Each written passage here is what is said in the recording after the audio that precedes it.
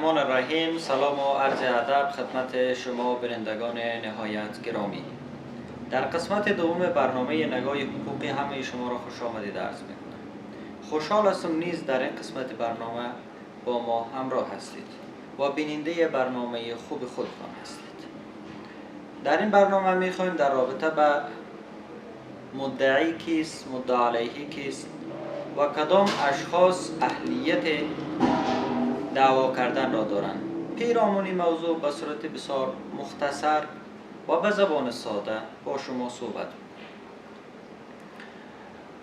برادران نهایت گرامی و بینندگان عزیز، زمانی که شما میخواین یک حق را از کسی مطالبه کنین از پیشگاه محکمه، شما نیاز دارین که یک عریضه بکنین، در پیش یک عریضه نویس و یا یک وکیل مدافع مراجعه بکنین.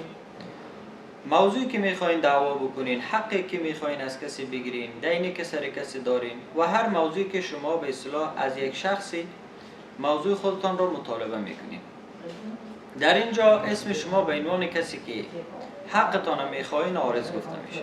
در ابتدایی که شما وقتی عریضه مطبوع را میگیرین و موضوعتان میرسانین، اسم شما عارض هست. عارض یعنی کسی که طلب کننده حق است. و از شخصی که شما میخواین حقتان را طلب بکنین، اسم از او شخص معرض علیه گفته میشه. زمانی که دوستی شما راجع میشه به اداره حقوق، شما تحت عنوان عارض، تحت عنوان معرض علیه و موضوع دعوایی که شما مطرح میکنین وجود دارد.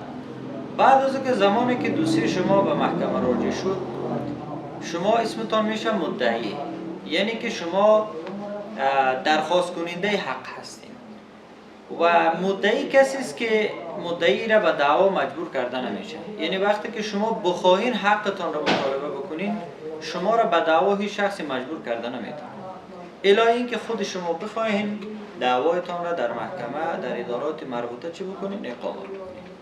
شخصی که شما میخواین حقتان از او مطالبه بکنین و حقی که شما بر بالای از او هست بگیرین و اخذ بکنین، اسم از او هست معرض علیه، یا هم در مرحله محاکماتی اسم از او چه میشه؟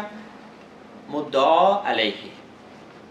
او شخص کسی است که در مقابل دعوای شما باید دعوای شما را پاسخگو باشه و یا اینکه به دعوای شما اقرار بکنه، به مطالبه شما اقرار بکنه یا انکار بکنه. این نامش میشه که مدعا علیه. و موضوعی که شما دعوا میکنین، این را به عنوان اونمو مطالبه شما یا به عنوان مدعا علیه مدعا بها گفته میشه، یعنی آن چیزی که شما دعوا میکنید. و موضوع دیگری که در اینجا ارتباط داره، کدام اشخاص میتونن که به عنوان مدعی به عنوان مدعا علیه قرار بگیرن؟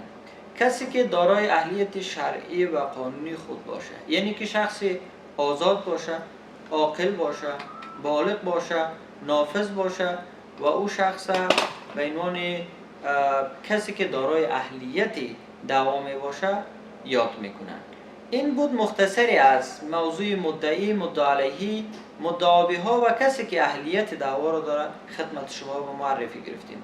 دیدگاه و نظریات خوبتان را با ما شریک بسازید تا بتوانیم در برنامه‌های بعدی محور بحث و بررسی خود قرار بدیم. تا دیدار بعد شما را به خداوند یکتا میسپارم. السلام علیکم و رحمت الله و برکاته.